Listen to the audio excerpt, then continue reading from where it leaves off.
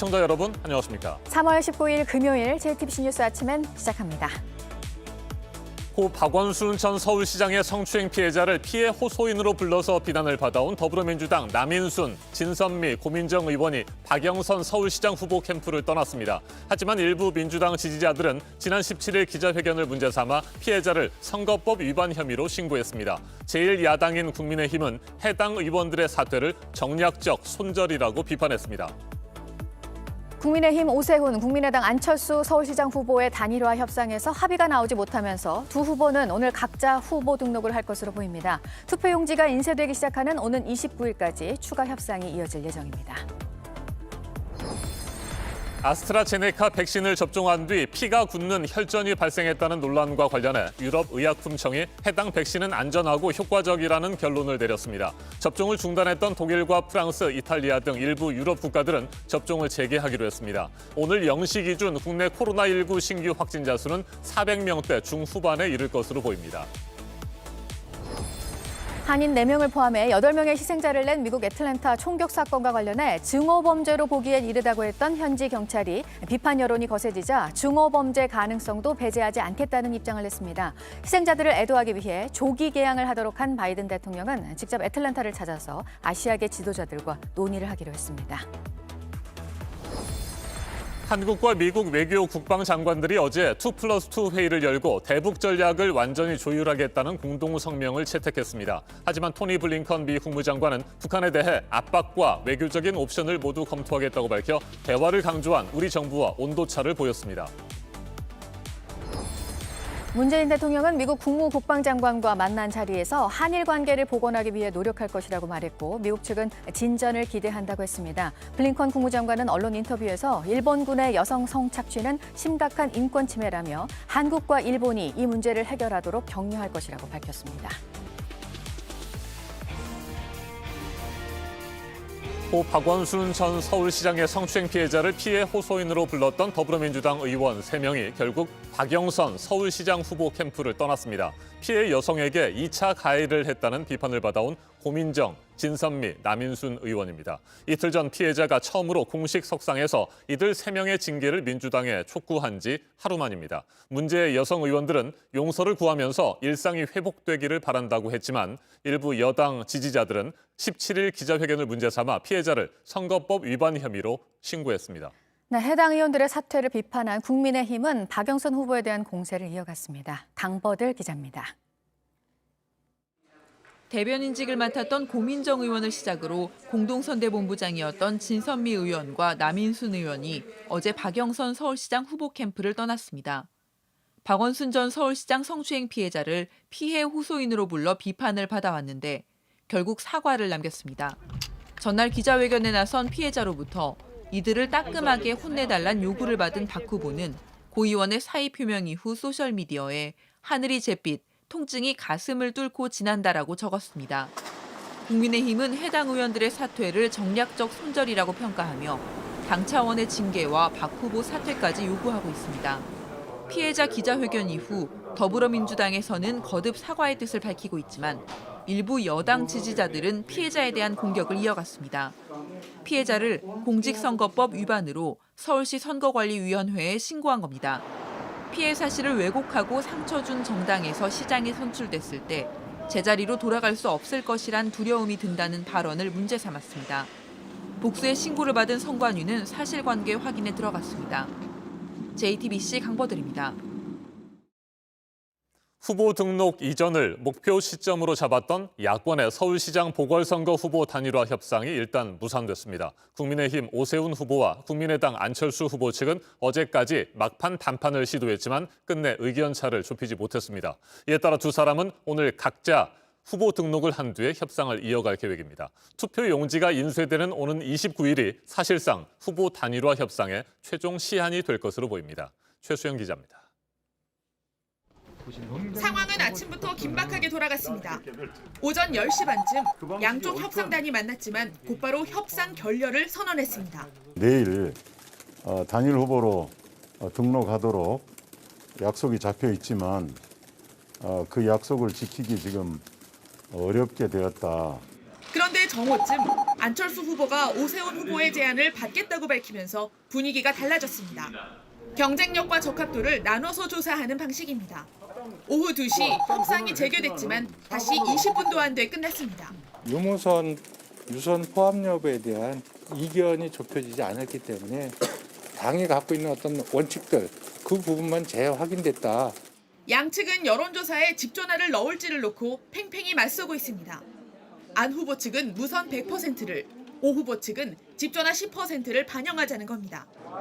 일반적으로 집전화가 포함되면 보수층 표심이 더 잡혀 오 후보 측이 유리합니다. 두 후보는 오늘 각각 후보 등록을 합니다. 두 사람 모두 투표용지에 표기됩니다.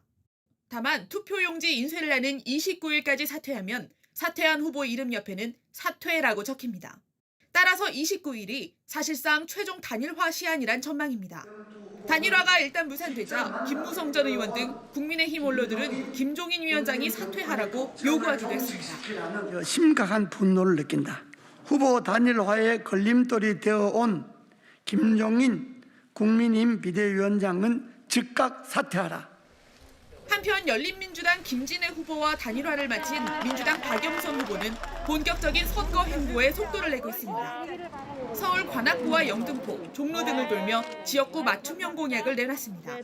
종로구를 서울을 대표하는 문화 콘텐츠 산업 특구로 박영선이 만들어 가도록 하겠습니다. 박 후보는 대리인을 통해 정식으로 후보 등록을 마쳤습니다. JTBC 최수연입니다. 아스트라제네카 백신을 맞은 사람들 가운데 일부 피가 굳는 혈전이 발생하고 있는 것과 관련해 유럽의약품청이 문제가 없다는 결론을 내놨습니다. 아스트라제네카 백신도 안전하고 효과적이라고 밝혔습니다. 접종을 일시 중단했던 독일과 프랑스 등 유럽 국가들은 하나둘씩 아스트라제네카 백신 접종을 재개하기로 했습니다. 박지윤 기자가 보도합니다. 지난 15일 아스트라제네카 백신 접종을 일시 중단했던 독일 정부가 접종 재개를 결정했습니다. Denn unser Ziel ist es, und das ist das gemeinsame Ziel von Bund und allen 16 Bundesländern, dass schon morgen im Laufe des Tages wieder mit Impfungen mit AstraZeneca in Deutschland begonnen werden kann. 이어서 프랑스와 이탈리아, 스페인 등 유럽연합 주요 회원국들도 아스트라제네카 백신 사용을 재개한다고 밝혔습니다. 앞서 접종 후 혈전 발생 보고가 잇따르자 유럽 일부 국가들이 아스트라제네카 백신 접종을 일시 중단했었습니다. 독일에서는 지금까지 160만 명이 아스트라제네카 백신을 접종받았는데 13명에게서 뇌혈전 증상이 나타났고 이 가운데 3명이 사망했습니다. 유럽연합 회원국들의 입장 전환은 아스트라제네카 백신이 안전하다는 유럽의약품청의 발표 직후 이어졌습니다. Vaccine is safe and effective in preventing COVID-19 and its benefits continue to be far greater than its risks. 유럽의약품청은 다만 매우 드문 특정 종류의 혈전과 관련해서는 연관성을 명확히 배제할 수 없다고 밝혔습니다. 백신과의 인과관계는 증명되지 않았지만 극히 작은 가능성이라도 추가적인 분석이 필요하다고 덧붙였습니다. JTBC 박지윤입니다.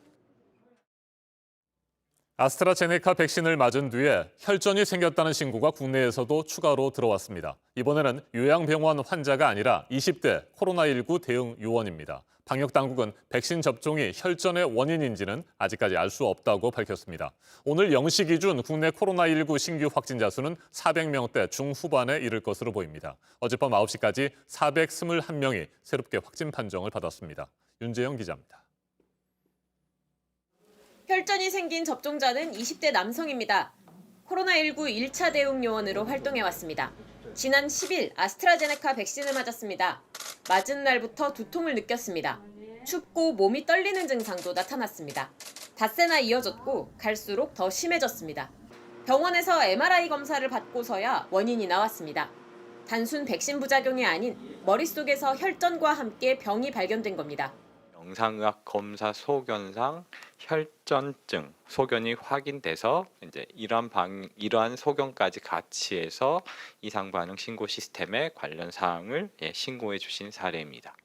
현재는 입원 치료를 받으며 안정적인 상태입니다. 방역 당국은 남성이 젊다는 점을 고려해 평소 병을 앓고 있었는지 조사하고 있습니다. 또 함께 백신을 맞은 사람들은 비슷한 이상 증상이 나타나지 않았다고 했습니다. 백신 접종과 질병이 우연히 겹쳤을 가능성이 있다며 백신과 혈전 사이 관련성은 확인되지 않았다고도 강조했습니다.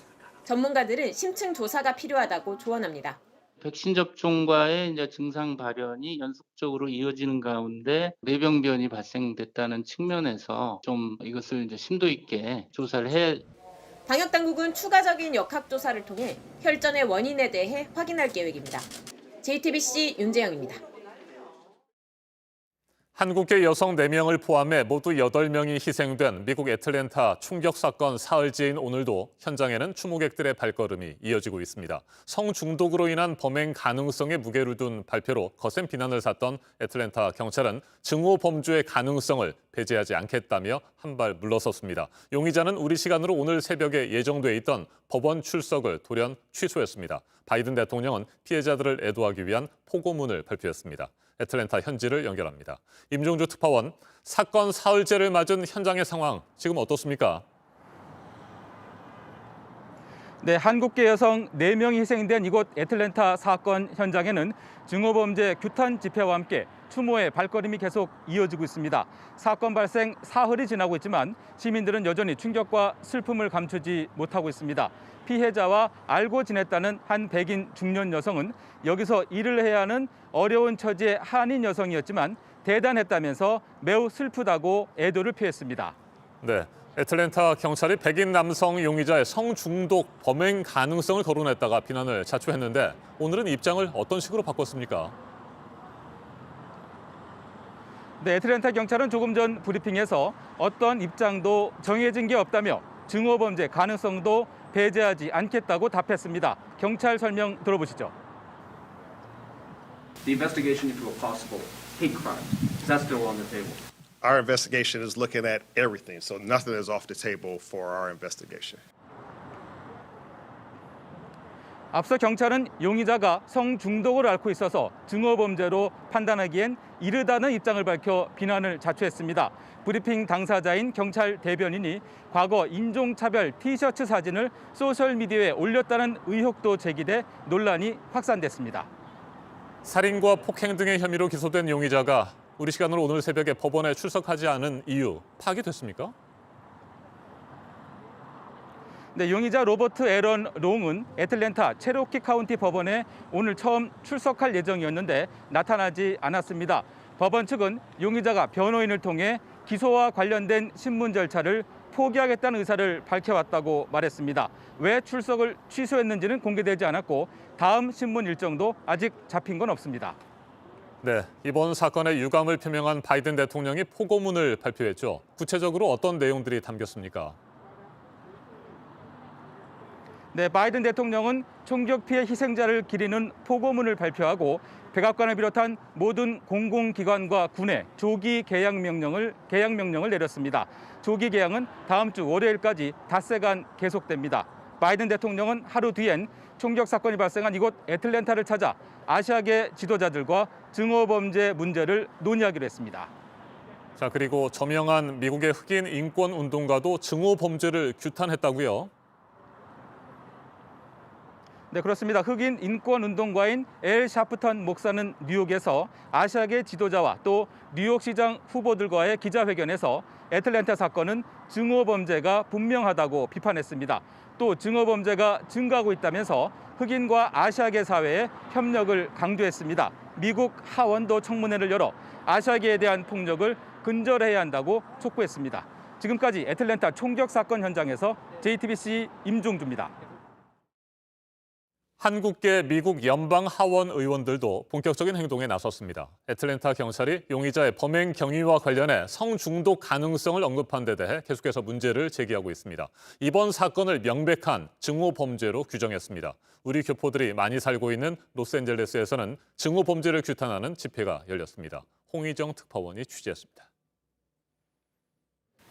한국계 하원 의원들은 이번 사건을 증오범죄로 규정했습니다. Violence against women and the meteoric rise of violence we are witnessing against the AAPI community. 아시안 증오범죄는 반드시 멈춰야 한다고 했습니다.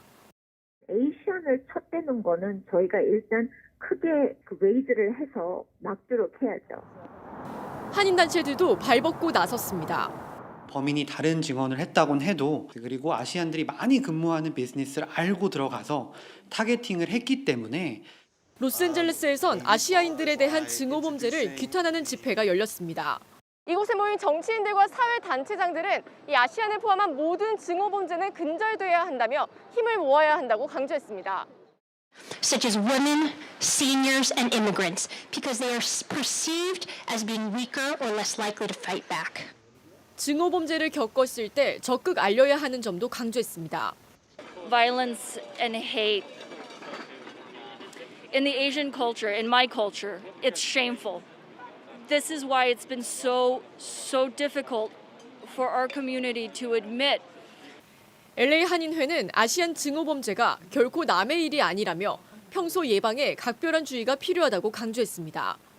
로스앤젤레스에서 JTBC 홍희정입니다. 네, LH 직원들의 신도시 투기 의혹과 관련해서 지금 이루어지고 있는 수사의 핵심은 자신이 아는 개발 정보를 이용해서 땅을 샀는지인데요. 여기서 더 나아가서 이 개발 정보를 여기저기 흘려서 투기판을 키운 것으로 의심이 되는 정황이 있습니다. LH 직원과 함께 땅을 산 사람 가운데 중개업자가 있었는데 이 업자는 자신의 지인들을 끌어들여서 다른 땅도 샀습니다. 안태훈 기자입니다. LH 직원 김모 씨가 2019년 6월에 산 땅입니다. 약속이나 한 듯 다른 직원들 땅과 마찬가지로 용버들이 빼곡하게 심어져 있습니다. 공동 소유주 가운데 유독 확인되지 않는 한 사람이 있어 추적했습니다. 인근에 사무실을 둔 부동산 중개업자인 것으로 보입니다. 예, 저 시흥 부동산. 네. 예, 대표님. 네. 다름이 아니라 LH의 김 씨. 누구세요? 방송국 JTBC인데요. 네, 끊을게요. 문자 메시지를 보내도 질문과 상관없는 답변을 합니다. 사무실로 직접 찾아가 봤습니다. 예, 사장님 좀. 나갔어요? 천안으로 가셔야지. 입장을 좀 충분히 반영을 하려고. 됐거든요. 천안으로 가세요. 부동산 업자 A씨는 LH 직원과 함께 사들인 땅 바로 맞은편에 또 다른 땅을 매입했습니다. 원래는 고물상이 있던 자리인데 지금은 싹 치우고 나무를 심으려 했던 것으로 보입니다. 금년 봄에 저 비닐을 씌운 거예요. 내가 그래서 가봤어. 2월달인가 뭐 하려고 그래요. 그러니까 나무 심을 거요 하고 그 다음날 보도났네. 그래서 안 심은 거예요. A씨가 이 일대에 공동 소유한 땅은 확인된 것만 6,700제곱미터가 넘습니다. 또 다른 주변 공인중개사들은 농지는 한번 사놓으면 잘 안 팔리기 때문에 개발 정보를 미리 알지 못했다면 할 수 없는 일이라고 지적합니다. LH 직원들로부터 시작된 땅 투기가 2차, 3차 사재기로 이어지며 광명 시흥 일대를 투기판으로 만든 건 아닌지 수사가 필요해 보입니다. JTBC 안태훈입니다. 그제 경찰의 압수수색이 진행된 곳 가운데는 LH 직원들의 대출과 관련된 곳들이 있었습니다. 대출이 집중적으로 이뤄진 북시흥 농협도 그 가운데 하나였는데 LH 직원뿐만 아니라 사회 초년생에게 14억 원도 대출을 해줬습니다. 대출 심사가 잘 이루어진 건지 금융감독원도 현장 검사에 들어갔는데 이 대출과 관련해서 조사가 이루어져야 한다는 얘기가 나오는 곳들이 여러 곳 있습니다. 서영지 기자입니다. 사회초년생인 29살 A씨는 3년 전 시흥 신도시 예정지에 5,500제곱미터, 평수로 1,600여 평을 샀습니다. 네, 놀고 한 2, 3년 됐어요. 소리가 갖추면 되는 모양이던데. 농사 짓는다고 해갖고 면적이 한 3분의 한 1 정도? 이거 와서 하면은 되더라고. A씨는 땅값의 70%가량인 14억 원을 북시흥 농협에서 대출받아서 냈습니다. 당시 금리를 고려해 이율을 3%로 잡으면 한 달에 350만 원가량의 이자를 내야 합니다. 시중은행에서는 사회초년생이 이런 큰 규모의 대출을 받기 쉽지 않습니다. 농사를 실제로 짓는지도 제대로 확인하지 않은 것으로 보입니다. 농부로 가장한 투기꾼들이 몰려든 이유입니다. 농사 짓려고 하는 사람은 별로 없고 솔직히 너무 투자 보고 하는 거지. 정동은 돈 있으면 다 사야 돼. 대출 받았어. 14억이요? 그 정도는 잘하는 않으시면 이 때문에 LH 직원들은 북시흥 농협에서만 60억 원 가까운 대출을 받을 수 있었습니다. 직원 5명이 네 필지를 공동으로 사며 15억 원을 대출받기도 했습니다. 금감원은 어제 북시흥 농협에 대한 현장 검사를 시작했습니다. 시흥 신도시 부지 대출을 집중적으로 해주면서 부실 심사가 없었는지 살펴보는 게 핵심입니다. 가계 대출 규제가 심해지자 영업 실적을 올리기 위해 토지 담보 대출 심사를 허술하게 한 건 아닌지 점검하겠다는 겁니다. 북시흥 농협뿐만 아니라 LH 직원이 원정 대출을 갔던 강원도 춘천과 강릉의 농협 지점도 조사해야 한다는 지적이 나옵니다. JTBC 서영지입니다. 네, 정치권으로도 번지고 있는 투기 의혹이죠. 민주당의 임종성 의원도 가족과 지인이 개발되기 직전 땅을 산 것으로 확인이 됐는데요. 임 의원의 지역구에서입니다. 최규진 기자입니다. 경기도 광주시 고산 2지구 공공택지 공사가 한창입니다. 그런데 바로 그 맞은편이 이곳이 지역구인 민주당 임종성 의원의 가족과 지인이 산 땅입니다. 입지가 좋아 주변 땅이 인기란 게 공사 관계자의 설명입니다. 기획부동산 막 옆집구가 그날 내가 막 그래가지고 근데 좀 샀지 뭐 아파트 땅을 산 건 임 의원의 누나와 사촌 그리고 경기도 의원 이모 씨의 부인입니다. 이 씨는 임 의원의 보좌관 출신입니다. 이들은 지난 2018년 11월에 약 2,000평을 5억여 원에 쪼개기 매입했습니다. 그리고 바로 그 다음 달 광주시가 고산 2지구 사업을 시작하면서 가격이 뛰기 시작했습니다. 임종성 의원 가족 등이 구입한 땅은 바로 이 도로를 사이에 두고 바로 옆 개발지구와 맞닿아 있습니다. 그리고 바로 이곳에 넓이 12m짜리 도로가 들어선다고 하는데요. 때문에 주변 업자들은 땅의 가격이 더 오를 수밖에 없다고 말합니다. 아파트가 쫙 지어지면은 그럼 난 여기다 고깃집을 해도 식당을 해도 잘 될 거 아니에요. 못해도 한 200~300은 하겠죠. 솔직히 30만 원이면은 굉장히 싸게 산 거예요. 10배 가까이 뛰었다는 주장입니다. 하지만 임 의원은 사과한다면서도 누나와 연락을 잘 하지 않아 땅 구입 사실 자체를 몰랐다고 했습니다.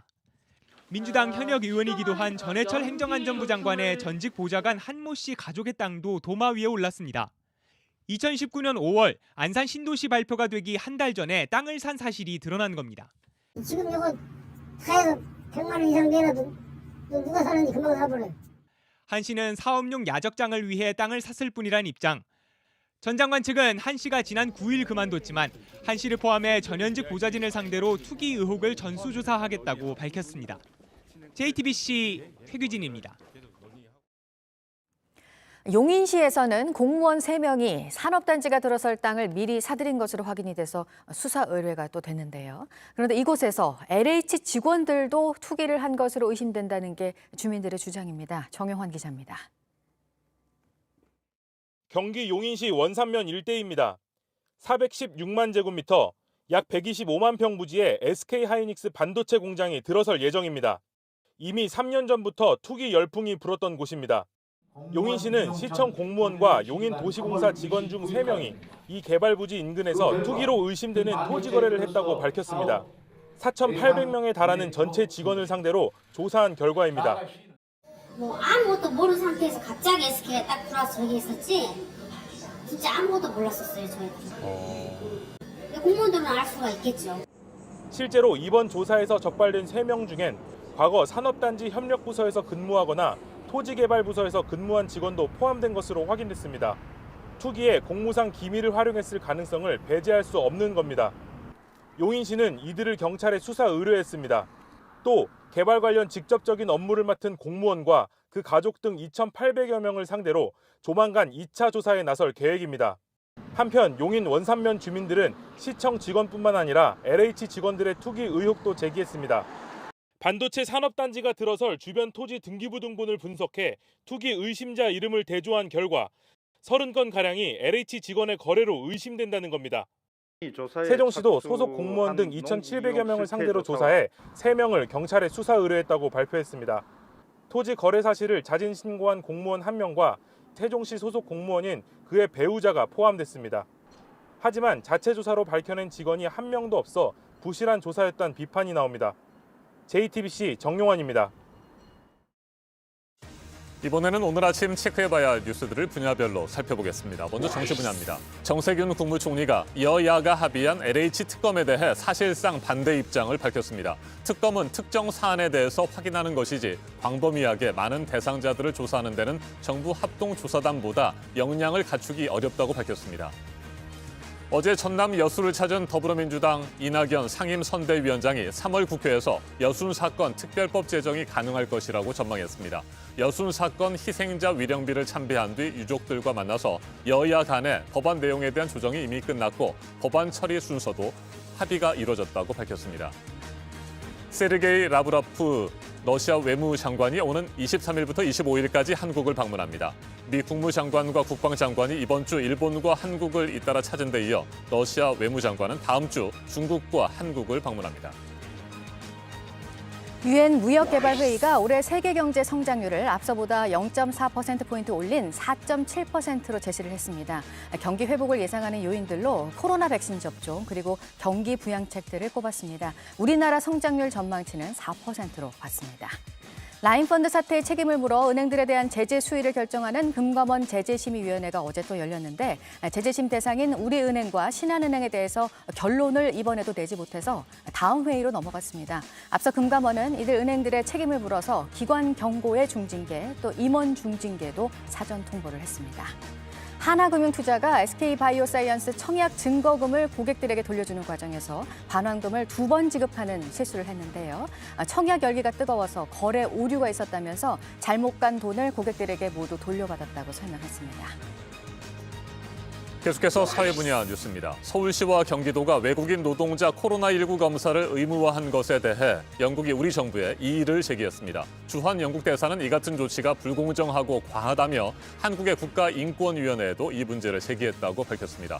다만 검사를 거부할 경우 벌금이 부과될 수 있는 만큼 영국인 노동자들은 일단 검사 명령을 따르라고 권고했습니다.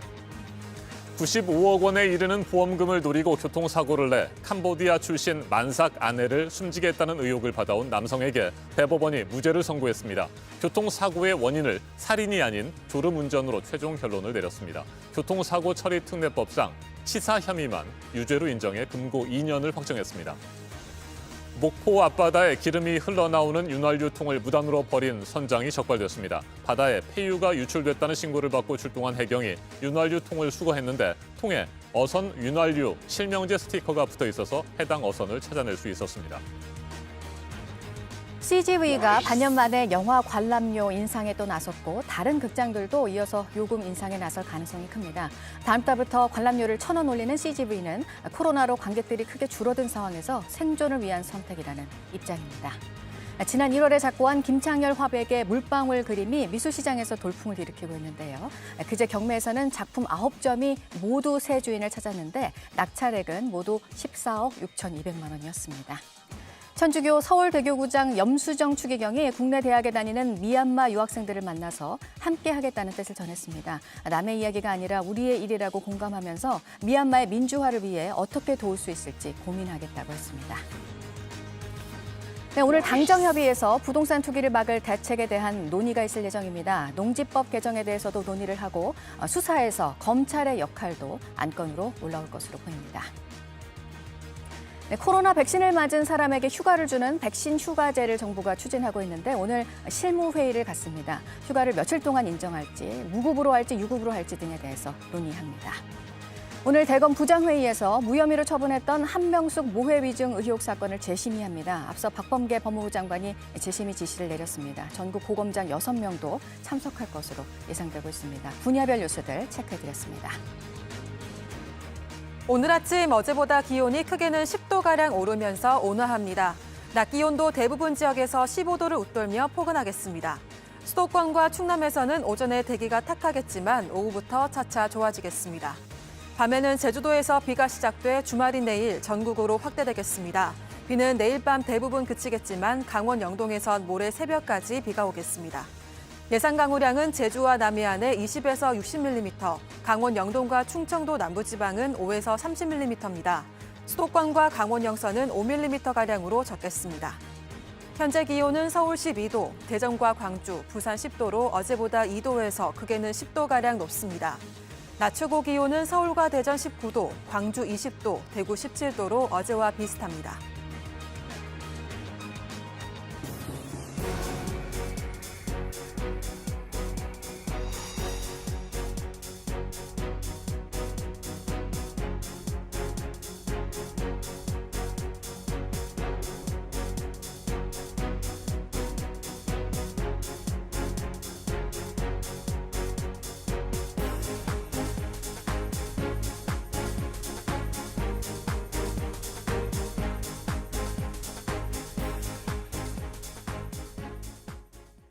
JTBC는 사람들이 차 걱정 없이 안심하고 건널 수 있는 횡단보도를 만들기 위해서 연속 보도를 하고 있습니다.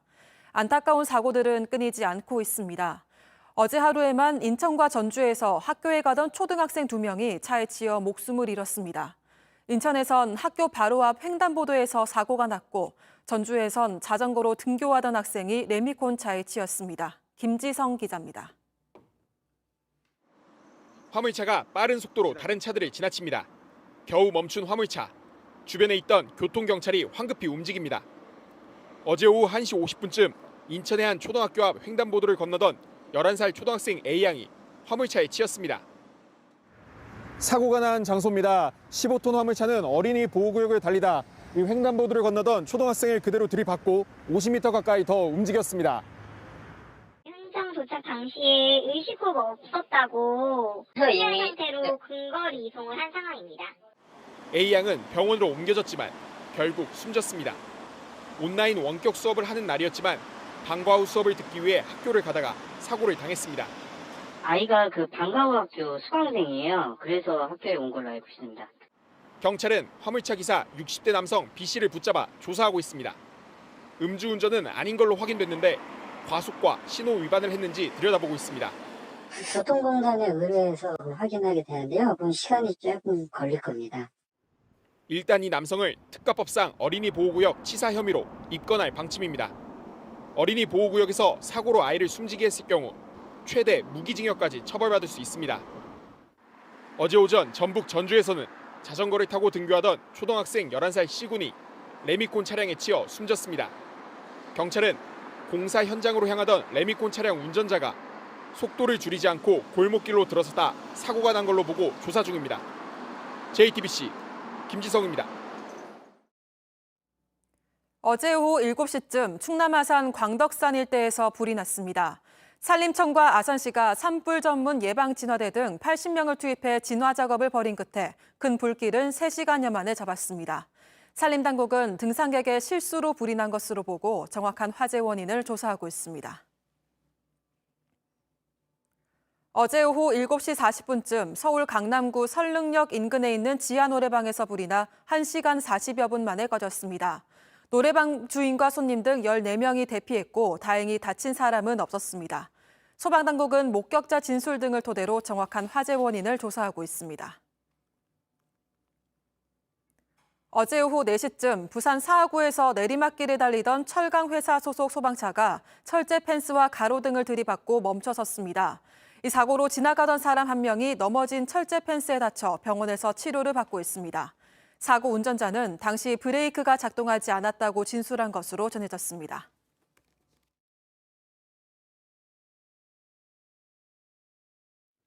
아침엔 세계 시간입니다. 조 바이든 미국 대통령은 지난 1월 20일 취임 첫날부터 이민자들을 포용하는 이른바 따뜻한 이민 정책을 강조했습니다. 하지만 미국의 국경을 넘는 미입국자들이 급증하면서 바이든 대통령의 이민 정책이 크게 흔들리고 있습니다. 미국의 세관 국경 보호국은 지난달 멕시코와 맞닿은 국경에서 미입국자 10만 441명을 체포하거나 추방했다고 밝혔습니다. 트럼프 전 대통령이 국경지대 국가 비상사태를 선포했던 2019년 2월 이후 월 기준으로 보면 가장 많은 미입국 시도입니다. 지난 16일 미 국토안보부 장관은 성명을 통해 최근 20년 사이 가장 많은 미입국자들을 접하고 있는 상황이라고 밝혔습니다. 특히 부모 없이 혼자서 미입국하는 19세 이하 어린이와 청소년들의 문제가 심각한 상황입니다. 바이든 행정부가 미성년 미입국자들을 추방하는 대신에 시민권 취득을 쉽게 하는 내용이 담긴 이민개혁 법안을 내놓으면서 나홀로 미입국을 시도하는 미성년자들이 급증하고 있습니다. 현재 미국 세관 국경보호국 시설에 구금된 미성년 미입국자는 4,200여 명으로 지난달에 비해 5배 넘게 늘었습니다. 텍사스주의 한 시설에는 수용 가능 인원의 363%에 이르는 2,500여 명의 미성년 미입국자가 구금돼 있는 것으로 전해졌습니다. 공화당은 바이든 대통령의 이민 정책을 집중 공격하고 있습니다. 공화당 하원 원내대표의 말 직접 들어보시겠습니다. This crisis is created by the presidential policies of this new administration. There's no other way to claim it than a Biden border crisis. First of all, 바이든 대통령도 지난 17일 미국 ABC 뉴스와의 단독 인터뷰에서 지금까지 강조했던 따뜻한 이민 정책과는 다소 결이 다른 발언을 했습니다. 일각에서는 바이든 대통령이 속도 조절에 나선 것으로 보인다는 평가도 나왔습니다. 바이든 대통령의 인터뷰 들어보시겠습니다. Yes, I can say quite clearly, don't come. And what we're in the process of getting set up, and it's not going to take a whole long time, is to be able to apply for asylum in place. So don't leave your town or city or community. 미립국자 급증으로 제동이 걸린 바이든 대통령의 이민 정책, 미국 전문가와 좀 더 자세하게 짚어보겠습니다. 신범철 경제사회연구원 외교안보센터장 전화로 연결됐습니다. 센터장님, 안녕하십니까? 예, 안녕하세요. 네, 바이든 대통령의 이민 정책을 먼저 자세하게 살펴보죠. 취임 첫날에 서명한 행정명령 17개 가운데 6개가 이민 정책과 연결될 정도로 최대 역점 과제입니다. 그런데 공화당을 중심으로 비판이 쏟아지고 있어요. 어떻게 평가하십니까? 예, 전반적으로 바이든 행정부의 따뜻한 이민 정책이 시험대에 올랐다 이렇게 평가합니다. 네. 사실 이상적이긴 해요. 트럼프 행정부 당시에는 멕시코 국경에 장벽을 이렇게 설치하고 불법 이민을 근절하겠다고 하면서 다소 가혹한 정책을 취했는데 바이든 대통령은 인도적인 처우를 약속한 거죠. 그러다 보니까 앞에 보도 나온 것처럼 이 국경만 넘으면 언젠가는 미국 시민권을 얻을 수 있다는 사람들이 급증하다 보니까 이민이 폭증하고 급기야 바이든 대통령이 미국에 오지 말라는 식의 이야기를 하게 된 상황에 이른 것 같습니다. 이 이상과 현실의 경계에서 고민하고 있다고 봅니다. 네, 내일이면 바이든 대통령이 취임한 지 꼭 2달이 되는 날입니다. 그동안의 국정 운영에 대해서는 전반적으로 어떻게 평가하세요? 부지런히 일했다고 평가는 해요. 다만 지금 미국의 국내 정치 상황이 쉽지 않거든요. 이민 정책 말고도 코로나19 대응 문제, 그리고 경기 부양 문제, 인종 문제, 이러한 국내 정치적 갈등 상황이 지속되고 있어요. 구조적으로 보면은 사실 공화당뿐만 아니라 민주당 내에서도 더 진보적인 측과 약간 갈등이 있는 것도 같고요. 다만 이렇게 당분간 고전은 하겠지만 이제 아직 정부 출범한 지 2달밖에 되지 않았거든요. 네. 그렇기 때문에 문제를 조금 더 풀어갈 기회는 줘야 된다고 생각합니다. 네, 바이든 대통령이 의회 입법이 필요 없는 행정명령에 지나치게 의존하고 있다. 이런 비판도 나오고 있고요. 트럼프 지우기에 몰두한 나머지 행정명령을 남발하고 있다는 지적도 있습니다. 이 부분은 어떻게 생각하세요? 예, 다소 많긴 해요. 이제 채 2달이니까 60일도 안 됐는데 50개 이상의 행정명령이 나왔다는 건 하루에 하나꼴 가까이 나왔다는 건데요. 사실은 이 미국이 법을 제정하기가 어렵다 보니까 대통령의 편의에 따라서 행정명령을 발동한다 이렇게 볼 수는 있지만 그럼에도 불구하고 이것이 미국 사회가 지향하는 법치주의와는 충돌하는 측면이 있거든요. 네. 따라서 행정부 초기이기 때문에 행정명령이 다소 발동했지만 바이든 대통령 스스로가 미국 의회에서 40년 가까이 일을 했던 경험이 있기 때문에 행정명령은 줄이고 입법으로 관련 문제를 해결해 나가야겠죠. 알겠습니다. 말씀 잘 들었습니다. 신범철 경제사회연구원 외교안보센터장이었습니다. 조 바이든 대통령의 진정한 시험대는 의회 협력을 이끌어내야 할 입법부터라는 평가가 나옵니다. 대통령학 분야의 권위자인 폴 라이트 뉴욕대 교수는 미국 의회 전문지 더 힐과의 인터뷰에서 행정명령은 촉진제일 뿐 그것으로 정부를 세울 수는 없다며 입법을 통해 의회가 함께 갈 수 있도록 해야 한다고 밝혔습니다. 이 같은 상황에서 조 바이든 대통령은 취임 이후 65일 만인 오는 25일 첫 번째 공식 기자회견에 나섭니다. 지금까지 아침 현세계였습니다.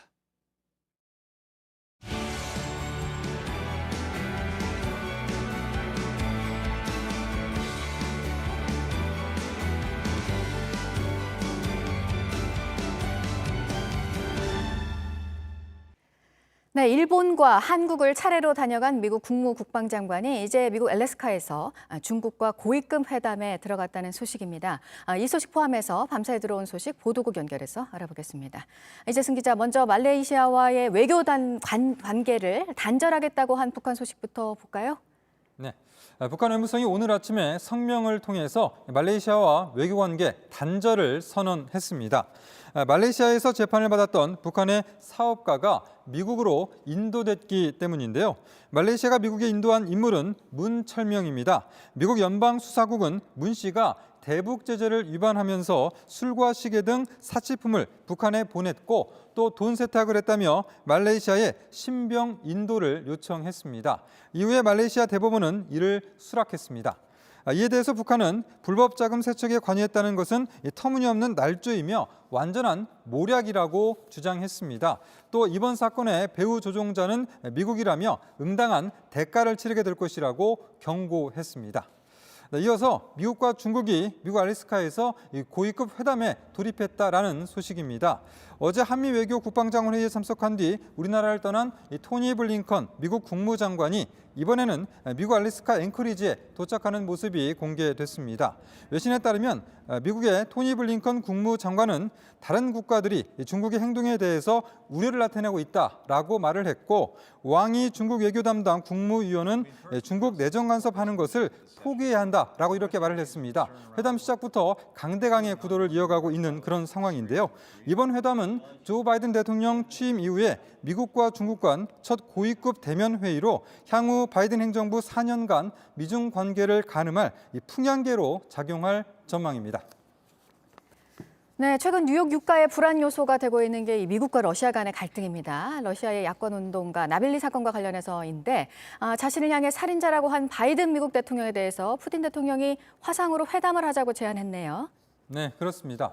앞서 바이든 미국 대통령은 러시아 야권 운동가 나발리의 중독 사건과 관련해서 푸틴 대통령을 살인자로 본다라고 말을 했는데요. 이에 대해서 푸틴 러시아 대통령은 남을 그렇게 부르면 자신도 그렇게 불린다라고 맞받은 바가 있습니다. 이후에 푸틴 대통령이 온라인 생방송으로 바이든 대통령에게 토론을 하자라고 제안을 했습니다. 너무 미루지 말고 오는 19일이나 27일에 하자고 구체적인 날짜까지도 제안을 했는데요. 하지만 이 푸틴은 이러한 그 회담 제안을 하면서 토론에서 양자 관계 또 지역 분쟁 해결 등 여러 문제에 관해 얘기할 수 있다라고 이렇게 말을 했지만 미국의 입장은 강경한 그러한 자세를 보이고 있습니다. 푸틴 대통령의 생방송 토론 제안에도 젠 사키 백악관 대변인은 바이든 대통령이 푸틴 대통령을 살인자라고 부른 것을 후회하지 않는다라고 밝혔습니다. 지금까지 아침엔 지금 JTBC 이재승입니다. 네, 어제 진행된 한국과 미국 두 나라 외교 국방장관들의 회의로 나온 양측의 입장을 두고 지금 여러 얘기가 또 나오고 있습니다. 먼저 북한과 관련해서는 우리는 대화와 외교를 내세우고 있는데 미국은 북한이 호응하지 않는다면 제재와 압박 중심으로 갈 가능성도 남겼습니다. 그리고 미국 측은 중국에 대한 비판도 역시 강도 높게 했습니다. 먼저 조민진 기자입니다. 바이든 정부 출범 2개월 만에 한미 외교안보 수장들이 처음으로 만났습니다. 대북 전략은 양측이 완전히 조율하겠다는 내용을 핵심으로 한 공동 성명도 발표했습니다. 하지만 회담 뒤 공동 기자회견에선 미묘한 온도차가 감지됐습니다. 우리 정부는 멈춰버린 한반도 평화 프로세스를 대화와 외교로 재가동하겠다는 의지를 드러냈습니다. 북핵 문제의 평화적 해결을 위해서 굳건한 안보 기반 위에 최선의 외교적 노력을 다하기로. 미국은 그러나 다른 카드도 거론했습니다. including reviewing pressure options and potential for future diplomacy. 북한이 호응해오지 않는다면 오바마 정부 당시 대북 정책이었던 제재와 압박 중심의 전략적 인내 기조로 돌아갈 가능성을 여전히 남긴 겁니다. 블링컨 장관은 북한과 중국도 강하게 비판했습니다. including the people of North Korea, who continue to suffer widespread and systematic abuses at the hands of their repressive government. And we spoke about how Beijing's aggressive and authoritarian behavior are challenging the stability, security, and prosperity of the Indo-Pacific region. 그러면서도 북한 비핵화를 위한 중국의 책임과 역할도 촉구했습니다. 한미 양국은 최근 타결한 방위비 분담금 특별협정 합의문에도 가서명했습니다. 블링컨 장관과 오스틴 장관은 문재인 대통령도 예방했습니다. 문 대통령은 전쟁의 먹구름이 가득했던 2017년 한반도 위기 상황까지 거론하며 양국 간 긴밀한 소통과 공조를 당부했습니다. JTBC 조민진입니다. 네, 이 회의를 앞두고 북한에서 낸 입장은 어제 이 시간에 속보로 전해드렸었습니다. 적대 정책을 철회해야 미국과 접촉하겠다는 것이었고요. 한편 미국과 중국과의 고위급 회담이 지금 열리고 있다고 전해드렸습니다. 미국의 강한 비판에 대해서 앞서 중국에서 반응이 나왔는데 이 반중은 한국에 큰 부담이 될 거라는 목소리도 나왔습니다. 우리로서는 미국과 중국 사이에서 고심할 수밖에 없는 그런 부분입니다. 이금평 기자입니다. 최선희 외무성 제1부상이 한미 2+2 회의에 맞춰 담화를 내놨습니다. 미국이 지난 2월 중순부터 접촉을 시도해왔지만 시간벌이 노름에 응할 필요가 없어 대화를 거절했다고 했습니다. 또 미국의 대북 적대시 정책이 철회되지 않으면 미국과 어떤 접촉이나 대화도 이루어질 수 없다고 했습니다. 미국이 입장을 바꾸지 않으면 앞으로도 계속 미국의 접촉 시도를 무시할 것이기 때문에 싱가포르와 하노이에서의 정상회담 같은 기회도 다시 오지 않을 것이라고 했습니다. 바이든 정부가 비핵화 진전을 대화의 전제 조건으로 내세운 것과 마찬가지로 사실상 대북 제재 해제 등을 조건으로 내세운 겁니다. 북한은 또 인권 문제를 정치화하거나 국제 정치의 도구로 이용하지 말라고 주장했습니다. 한대성 제네바 주재 북한 대표부 대사가 지난 9일 유엔 인권이사회에서 연설한 내용을 외무성 홈페이지에 올린 겁니다. 블링컨 국무장관이 연일 북한 인권 문제를 거론하자 이를 반박하려는 의도로 해석됩니다. 블링컨 장관과 오스틴 장관의 집중 공격을 받은 중국은 압박과 유화적 제스처를 동시에 내놨습니다. 관영 황구시보는 한반도에 대한 중국의 영향력을 무시할 수 없는 만큼 반중은 한국에 큰 부담이 될 것이라고 지적했습니다. 다만 북핵 문제 해결을 위해선 중국이 건설적인 역할을 할 것이라는 입장도 내놨습니다. 共同致力于管控分歧，积极推进对话接触，维护地区和平稳定。按照双轨并进思路，坚定推进半岛问题政治解决进程。 符合各方共同利益。 JTBC 이금평입니다. 한일 관계에 대한 언급도 이번에 있었습니다. 미국 국무국방장관을 만난 자리에서 문재인 대통령은 한일 관계 개선을 위해 노력하겠다고 했는데요. 블링컨 국무장관은 언론 인터뷰에서 일본군 성착취는 인권 침해라면서 한일 두 나라가 이 문제를 해결하도록 격려하겠다고 밝혔습니다. 박지영 기자입니다. 문재인 대통령은 토니 블링컨 미 국무부 장관과 로이드 오스틴 국방장관을 접견하는 자리에서 한일 관계 개선도 언급했습니다. 문 대통령은 한일 관계가 한반도와 동북아의 평화와 안정, 번영에 매우 중요하고 양국 관계의 복원을 위해 계속 노력해 나갈 것이라고 했습니다. 이에 대해 미국 측도 진전이 있기를 기대한다고 말한 것으로 전해졌습니다. 조 바이든 정부는 출범 이래 한일 관계의 개선을 꾸준히 강조해왔습니다. 한미일 3국의 협력을 위해 한일 관계가 개선될 필요가 있다는 겁니다. 어제 양국 장관들의 공동 성명에서도 한미일 3자 협력에 대한 내용이 포함돼 있었습니다. 양국은 영내 평화와 안보 번영을 위해 한미일 3국 간 호혜적이고 미래지향적인 협력을 지속하기로. 하지만 위안부 문제에 대해선 인권 침해라는 입장을 명확히 했습니다. 블링컨 국무장관은 어제 한 언론과의 인터뷰에서 2차 세계대전 당시 일본군 등에 의해 이루어진 여성에 대한 성착취는 심각한 인권 침해임을 오랫동안 얘기해왔다고 말했습니다. 그러면서 한국과 일본이 화해의 정신으로 이런 문제를 해결하도록 격려하고 있다고 했습니다. 블링컨 국무장관은 2015년 한일 위안부 합의에도 관여하는 등 위안부 문제에 대해 잘 아는 것으로 전해집니다. 다만 최근 논란이 된 하버드대 마크 램지어 교수의 논문에 대해선 잘 알지 못한다고 밝혔습니다. JTBC 박지영입니다. 한국과 미국의 외교 국방장관들이 어제 서울에서 2+2 회의를 했습니다. 2016년 이후 5년 만입니다. 한미 양국은 대북 전략을 완전하게 조율하겠다는 내용을 핵심으로 하는 공동 성명을 채택했습니다. 하지만 양측은 이어서 진행된 기자회견에서 북한과 중국에 대한 접근 방식을 놓고 온도차를 보였습니다. 토니 블링컨 미 국무장관과 로이드 오스틴 국방장관을 만난 문재인 대통령은 한미 양국이 한반도의 완전한 비핵화와 항구적인 평화를 위해 빈틈없는 공조를 계속할 것이라고 말했습니다. 김동엽 북한대학원 대학교 교수 자리에 함께했습니다. 어서 오십시오. 예, 안녕하십니까. 네.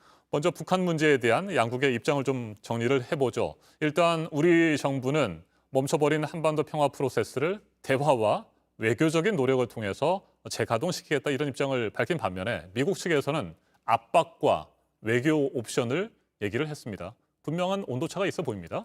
그렇습니다. 사실 어떻게 놓고 보면 지금 우리 정부 같은 경우에는 지난 이제 4.27이라든가 지난 2018년부터 가지고 왔었던 어떤 정책의 연장선상에서 네. 평화 기조, 그다음에 평화 협정을 맺는 이 기조를 평화 프로세스를 계속 가동해야 될 필요가 있는 것이고 복구해야 될 필요가 있는 것이고요. 또 미국의 바이든 정부 같은 경우에는 사실 지난 정부와는 좀 결이 다를 수도 있고 연장선상일 수도 있겠지만은 이제 새로운 어떤 대북 정책을 만드는 입장에서 좀 열어놓는 입장에서 이제 압박의 기조뿐만 아니라 대화의 기조를 두 가지를 다 갖고 가고 있다고 생각합니다. 그런 측면에서 지금 아직 이 바이든 정부의 어떤 대북 정책 기조가 완전히 정해지지 않은 상태에서 견해차가 완전히 났다라고 보기는 어렵지만 확실하게 지금 바이든의 이제 입장에서 본다고 한다면 단순히 우리가 이야기하고 있는 평화의 기조, 평화 프로세스를만 따라가는 것이 아니라 나름대로 어떻게 보면 좀 우려스러운 것 중에 하나가 어떤 일본의 어떤 목소리라든가 이런 것들이 또 대단히 어떤 반영이 된 대북 정책을 갖고 가는 것이 아닌가라고 생각이 됩니다. 네. 비핵화와 관련된 표현을 쓰는 데 있어서도 분명한 차이를 좀 보였습니다. 토니 블링컨 미 국무장관의 경우에는 북한 비핵화라고 명확하게 얘기를 했고 정의용 외교부 장관의 경우에는 한반도 비핵화라는 표현을 썼습니다. 이건 어떤 차이가 있을까요? 아마 이번에 이제 그 공동 성명에는 어떤 비핵화라는 단어가 들어가지 않았죠, 사실은요. 그래서 이런 것들을 놓고 비핵화가 들어가지 않았다는 점에서 또 비핵화가 들어가지 않았지만 그냥 북핵 미사일이라는 것이 이제 가장 이제 우려스러운 가장 최우선의 위협이다라고 이야기하고 그에 대한 대응을 이야기했는데 이러한 것들이 비핵화라는 단어를 이야기하지 않았다고 해서 그러니까 이 톤다운한 것이 아니라 오히려 이 비핵화라는 단어를 성명에 집어넣지 않은 것이 방금 말씀했듯이 한국이 우리 측에서 이야기하는 한반도 비핵화라는 것과 미국이 이야기하는 이제 북핵 비핵화라는 측면과의 어떤 이견차가 이제 드러난 것이 아닌가라고 생각됩니다. 이런 단어의 문제를 가지고 이제 이견차를 가지고 너무 이제 크게 우리가 이제 부각할 필요는 없을 것 같고요. 근본적인 말씀드렸듯이 이걸 문제를 풀어 나가는 데 있어서 우리가 어떤 이제 그 해법을 가지고 나갈 것인가가 더 중요한 것이 아닌가라고 생각이 됩니다. 네, 공동 성명에도 보면 북한의 핵과 탄도 미사일 문제가 동맹의 우선 관심사다. 이런 표현이 들어가 있는데 그럼에도 불구하고 미국에서는 북한의 완전한 비핵화를 계속해서 밀어붙이겠다 이런 것은 변함이 없는 것 같죠? 예, 그렇습니다. 이거는 지금 현재 그런 기조는 바뀔 수가 없을 것 같고요. 이제 이런 방법을 나가는 데 있어서 방금 앞서 말씀드렸듯이 이제 조금 우리의 어떤 평화 프로세스를 가동시키는 문제냐 아니면 이제 미국에서 이야기하고 있는 어떤 압박과 또 어떤 외교적인 어떤 두 가지의 트랙을 같이 나갈 것인가에 대한 문제인데 이것은 단순히 대북 정책의 문제와 관련된 것이 아니라 큰 틀에서 놓고 보면 오히려 지금 미중 관계라는 어떤 큰 틀에서 이 문제가 같이 가고 있는 것이고 또 북한의 이러한 대응 자체도 또 단순히 어떤 한반도와 미북 관계의 문제가 아니라 미중의 어떤 전략적 대결 구도가 장기화되고 또 심화되는 과정 중에서 이 문제가 같이 가고 있는 것이 아닌가라고 생각이 됩니다. 네, 공동 성명서에 보면 중국에 대한 부분도 좀 언급이 되는데 공격적이고 전체주의적인 도전이다 이렇게 규정을 했습니다. 이건 어떻게 봐야 합니까?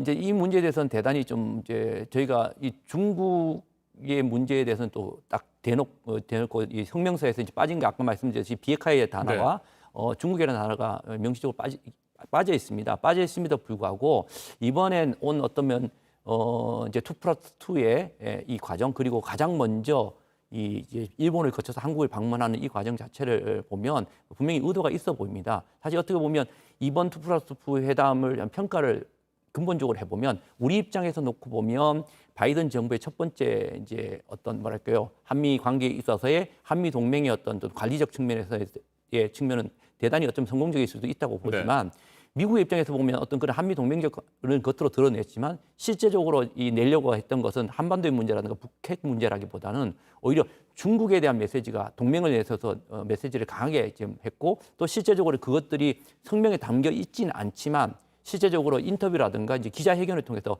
아주 본질적으로 이야기를 하고 있거든요. 그러니까 미국 같은 경우는 할 말은 다 했다는 겁니다, 사실. 예. 그렇게 해서 그런 측면은 한편으로는 바뀌지 않을 가능성이 많다고 봐요.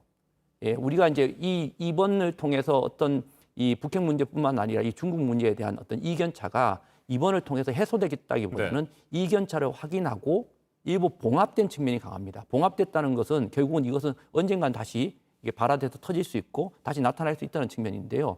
이것은 우리가 그러니까 미국 측이 바뀔 가능성은 거의 저는 희박하다고 봅니다. 오히려 지금 바이든 정부는 단순히 새로운 정부라기보다는 오바마 정부의 사람들이 4년이 지나고 난 다음에 다시 연장선상으로 나타났다고 보거든요. 결국은 우리의 지금 현재 나타나고 있는 지금 바이든 정부의 지금 대북 정책뿐만 아니라 대중 정책은 오바마에서 계속 연속선상으로 나타나고 있는 거기 때문에 대단히 체계적이고 오히려 계획적이고 오히려 대단히 뭐랄까요 가치나 신념적으로 아주 탄탄한 틀을 갖고 있기 때문에 이 어쩌면 동북아시아의 정책 그다음에 대북 정책은 이미 대단히 견고하게 완성이 돼 있는 게 아닌가라고 저는 보고 있고요. 그런 측면에서 우리가 대응을 해야 되지 않을까라고 생각이 됩니다. 네. 말씀하신 대로 한미 외교 국방장관들의 공동 성명에는 중국에 대한 언급이 구체적으로는 없었습니다만 중국에 대한 비판은 계속해서 기자회견 등을 통해서 이어갔습니다. 그렇다면 미국과 일본, 호주, 인도가 지금 구성하고 있는 쿼드 안보 협의체 있잖아요. 사실상 반중국 연대라고 볼 수 있는데 이 반중국 연대를 추진하고 있는 쿼드에 한국의 개입 또 참여를 계속해서 요구해 왔는데 일단 어제 회의에서는 그런 부분이 논의가 안 됐다라고 하는 게 우리 정부의 입장이긴 합니다만 지금도 계속해서 압박을 하고 있다고 볼 수 있을까요? 우리 쪽에서는 그런 어떤 자세한 논의가 없었다고 이야기하지만 사실 또 브링컨이 이야기한 것을 보면 사실 그렇지 않거든요, 사실요. 명시적으로 아까 말씀드렸듯이 중국이라는 단어, 비핵화라는 단어 그 성명문에 나오지 않았다고 해서 없는 것이 아니라 이 미국의 지금 기자회견이나 나타나는 모습만 놓고 본다면 기본적으로 떠나기 전에 워싱턴 포스트라든가 이런 곳에 나온 글만 보더라도 왜 왔는가가 명확해요, 사실은요. 이게 그러니까 사실 중국 동맹이라는 것을 앞서서 중국에 대한 것들을 하기 위한 것이라는 것은 명확하거든요. 그리고 이번에도 쿼드에 참여해야 되는 것은 겉으로 표면적으로 나타나지 않았다 뿐이지 거의 이러한 것들의 참여에 대한 대단한 압박이라든가 이런 것들 거의 나타났다고 저는 생각을 합니다. 그런 측면에서 이것이 이번에는 앞서 말씀드렸듯이 성명이 나타나지 않았다고 해서 이번에 그냥 넘어갈 문제는 아니고 대단히 우리 쿼드 문제는 좀 어렵지 않을까라고 생각이 됩니다. 네, 끝으로 한 가지만 짧게 살펴보고 마무리하도록 하겠습니다. 북한 최선희 외무성 제1부상이 2+2 회의를 앞두고 성명을 발표를 했습니다. 미국의 대북 적대시 정책이 철회되지 않는 한 미국과 대화하지 않겠다는 뜻을 다시 한번 분명히 했는데 앞으로 북한은 어떤 대응을 할 것으로 예상하세요? 이거에 대해서는 평가가 여러 가지 두 개로 갈립니다만은 또 일부에서는 이러한 어떤 최선이 또 그 전에 앞에 있었던 김여정 부부장의 발언을 두고 여전히 이제 북한이 대화에 대한 어떤 여지를 남겨둔 것이라든가 미국과의 어떤 대화를 위한 밀당 이게 기싸움이라는 측면으로 볼 수도 있다고 하는데요. 저는 개인적으로 그런 측면보다는 좀 더 명확하게 지금 현재의 상황 자체에 북한이 본인의 명확한 의견을 못을 박았다고 생각해요. 사실 오히려 지금 현재 아까 말씀드렸지만 단순히 미북 관계가 아니라 어떤 미중이라는 틀 속에서 어떤 북한이 이 미중의 어떤 전략적인 갈등이 심화되는 상황에서 미국과 대화를 하는 것은 그렇게 쉽지 않다고 생각하고 이 상황에서 미국도 북한이 원하는 것을 들어줄 리는 없거든요. 사실 현실적으로 불가능한 상황을 북한이 모르지 않는다고 본다면 이러한 어떤 최선희의 발언이라든가 김여정의 발언 자체가 무슨 여지를 두고 대화의 어떤 그를 한 것이 아니라 본인의 의지를 명확하게 밝히고 바뀌려면 너가 밝히라는 어떤 그런 명확한 의지라고 본다면 오히려 북은 어떤 그런 의견을 밝히고 자신들이 만들어 놓은 어떤 경제개발 발전 계획이라든가 또 심지어는 군사적 개발을 위한 어떤 군사적 행동을 그냥 자신들의 로드맵에 따라서 나갈 가능성이 많고 그런 측면을 본다고 한다면 지금 한 2개월 정도의 어떤 경제적인 어떤 중심으로서 북한이 내부가 돌아갔다면 이제 3월 말 4월 초에는 자신들이 얘기하는 소위 북한이 말하는 국가 방위력 측면에서의 군사적인 어떤 행동들 이런 것들이 나타날 가능성이 지금 있지 않을까라고 생각이 됩니다. 알겠습니다. 어제 2+2 회의를 통해서 확실하게 정리가 된 것은 우리는 북한 문제를 계속해서 대화를 통해서 풀어나가겠다는 의지를 보였고 미국은 대화뿐만 아니라 압박과 필요하다면 제재까지 하겠다는 그런 입장을 견지를 했기 때문에 북한이 어떻게 나올지 계속해서 지켜봐야 될 것 같습니다. 오늘 여기까지 듣겠습니다. 김동엽 북한대학원 대학교 교수였습니다. 말씀 잘 들었습니다. 오늘은 전국에 구름이 끼겠고 낮 동안 포근하겠습니다. 하지만 주말인 내일은 전국에 비가 오면서 선선하겠습니다. 예상 강우량은 남해안과 제주도에 최대 60mm, 충청도와 남부지방은 5에서 30mm, 서울을 비롯한 수도권은 5mm 안팎입니다. 오늘 낮 기온은 서울과 대전 19도, 광주 20도, 대구 17도로 어제와 비슷하겠습니다. 아침엔 뉴스워치, 오늘 하루 관심을 가지고 지켜봐야 할, 기억해야 할 뉴스 끝으로 정리해드립니다. 고 박원순 전 서울시장의 성추행 피해자를 피해 호소인으로 불러서 비난을 받아온 더불어민주당 남인순, 진선미, 고민정 의원이 박영선 서울시장 후보 캠프를 떠났습니다. 하지만 일부 민주당 지지자들은 지난 17일 기자회견을 문제 삼아 피해 여성을 선거법 위반 혐의로 신고했습니다. 제1야당인 국민의힘은 해당 의원들의 사퇴를 정략적 손절이라고 비판했습니다. 서울시장 후보 단일화 협상에서 합의하지 못하고 있는 야권의 오세훈, 안철수 후보가 후보 등록을 오늘 각자 할 예정입니다. 투표용지가 인쇄되기 시작하는 오는 29일까지 추가 협상이 이어질 것으로 보입니다. 이 시각 미국 알래스카에서 열리고 있는 미국과 중국의 고위급 회담이 초반부터 거친 언사가 오가는 등 험악한 분위기에서 진행되고 있습니다. 블링컨 미 국무장관은 중국의 행동이 글로벌 질서를 위협한다며 압박했고, 중국 양제츠 정치국원은 미국의 내정 간섭을 단호히 반대한다고 반격했습니다. 한인 4명을 포함해 8명의 목숨을 앗아간 미국 애틀랜타 총격 사건과 관련해서 증오범죄로 보기 이르다기 했던 현지 경찰이 증오범죄 가능성도 배제하지 않겠다는 입장을 냈습니다. 희생자들을 애도하기 위해 조기 개항을 하도록 한 바이든 대통령은 직접 애틀랜타에 가서 아시아계 인사들과 만날 예정입니다. 오늘 전해드릴 소식은 여기까지입니다. 이상으로 JTBC 뉴스 아침엔 금요일 순서 모두 마치겠습니다. 건강한 주말 보내시기 바랍니다. 고맙습니다.